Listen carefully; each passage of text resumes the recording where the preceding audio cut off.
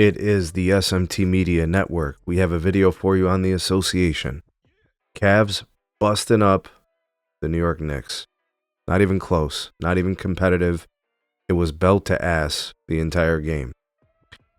There's a couple things I want to discuss in this video, and I think there's just some things that some people have to understand about the Cleveland Cavaliers. I don't think they watch.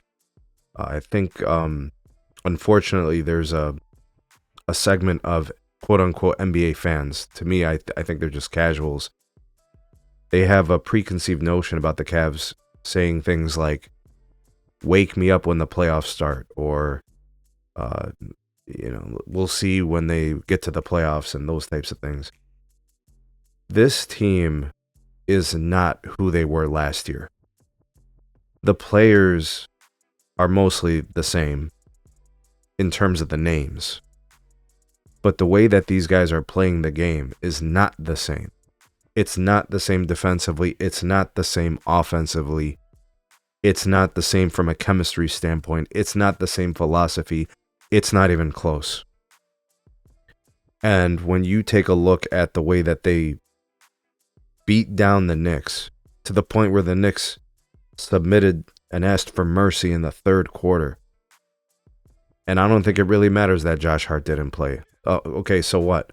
The Cavs won 142 to 106. Does that mean the Cavs win 130 to 110? What was going to be the outcome? You want to give Josh Hart 10, 15 points towards the game? What do you want to do? But let's talk about the actual game. Cavs shot 61% from the field. 61% from the field, 51% from three. The Knicks shot 47 from the field, 38% from three. The rebound difference was plus 15 to Cleveland, plus 2 on the offensive glass. They had 10 more assists than the Knicks. They had more steals. They took care of the ball a little bit better, one less turnover. The Cavs had 68 points in the paint. What was Josh Hart going to do there? 68 points in the paint, people. I'm trying to figure out what Josh Hart, a guard, was going to do. And I have a lot of respect for Josh Hart. What was he going to do? From the Knicks, you got 26 from Jalen Brunson, who was kind of in foul trouble in the first half.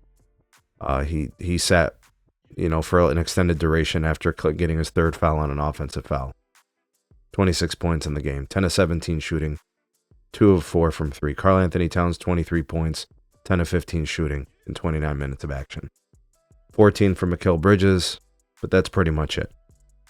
Didn't really get much from anywhere else. Didn't get much off the bench. The Cavs got 21 from Evan Mobley. He was destroying the Knicks. He was in the paint frequently. He was rim rolling. Lob passes for dunks. Jared Allen was everywhere defensively. I think he left the game with an injury. Probably more precaution than anything. The Cavs were up by 40 at one point, I think. Darius Garland got banged up a little bit. He finished the game with 9 points in 25 minutes action. He was off. He got hit a couple of times in the face. I think he fell on his face once. So you might even see him take a night off, or maybe 2 in the near-term future. Donovan Mitchell, big game, 27 points, 10 of 15 shooting, 5 of 7 from 3. He was basically getting whatever he wanted, picking his spots on the floor, knocking down threes. He was 5 of 7, and then that's pretty much it. DeAndre Hunter, really good game for him, solid 16 points, 6 of 7 shooting, 4 of 4 from 3. He's finding his role within this team. We're seeing him in the small forward position, and we're seeing him in the power forward position in some of the smaller lineups. I saw him bring in Dean Wade to play center once Jared Allen was down and the game was out of hand, and they were up by like 30 plus in the third quarter. Ty Jerome, 19 off the bench. But that's pretty much it. Look, there are 2 teams in the East that are just different. The Boston Celtics, because they are the defending champions, and the Cleveland Cavaliers because they play the best brand of basketball in the Eastern Conference. The reason why I still put the Celtics as a top team, not just because of record, but because of the championship pedigree. But the Cavs play a much better brand of basketball. The Cavs move the ball. They get whatever they want. They don't settle for bad shots. They don't really play hero ball. Donovan Mitchell is capable of making amazing shots, and that's important to be able to create your own shot. But they have guys that are moving the ball around. They're taking good shots. They're not making, stupid plays, bonehead plays. They trust each other. They believe in each other. They rotate well on defense. They have a philosophy. And that's what separates them from teams like the Knicks. And that's what separates them from teams like the Bucks. It's not one guy. It's Evan Mobley sometimes. It's Donovan Mitchell sometimes. It's Darius Garland sometimes. It's Ty Jerome sometimes. Now DeAndre Hunter is having his moments. This team is dynamic. There's levels to this. If you watch the Cavs play, it doesn't matter the team that's on the other side. They're going to play their brand of basketball. It is lazy to say things like, call me when the playoffs start, wake me up. That you sound dumb because you can clearly see that the way they play basketball is a sustainable form of hoops. When the Golden State Warriors were doing this, everybody was enamored by it. Oh, look at the ball movement. Look at how the ball's flying across. Look at how they get great shots for each other. Do you not see what's happening in front of you? Because it's not Steph Curry, because it's not Klay Thompson, because it's not Kevin Durant, you're not enamored by it. But that's really a personal problem.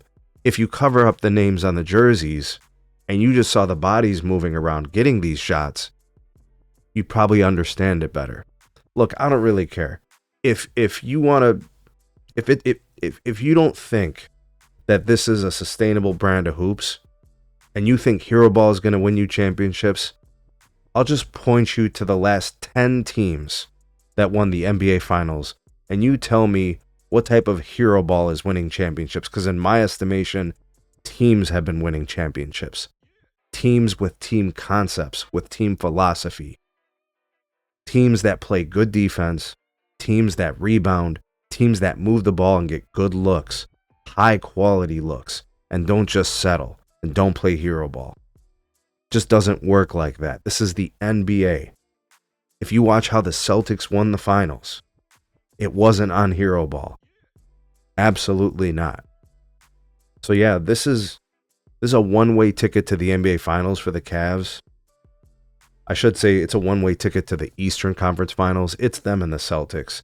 The Knicks, out of respect for Tom Thibodeau, Karl Anthony Towns, the talent he has, Jalen Brunson, the talent he has and the abilities that he has, and respect for some of their other pieces like Josh Hart, I give them one game in a series against the Cavs out of respect.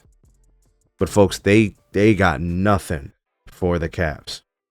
It's just levels to this. It's a one-way trip to the Eastern Conference Finals between the Cavs and the Celtics.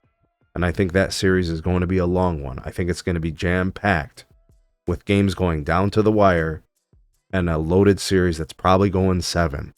Yes, it is like that in the East with those two teams. Whether you like to admit it or not, the Cavs are here. I think just some people are in denial. And I think some people just don't watch. Unfortunately, those people will be exposed.